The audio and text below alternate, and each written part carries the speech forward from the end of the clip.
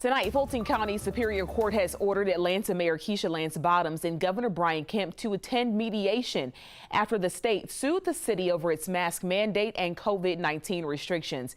This may lead the way for both parties to settle this out of court. A hearing had been scheduled for next Tuesday.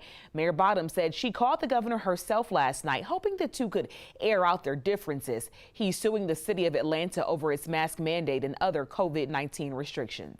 It is not my desire to continue to waste the resources of the city of Atlanta to fight a lawsuit that I believe perhaps we can find common ground on.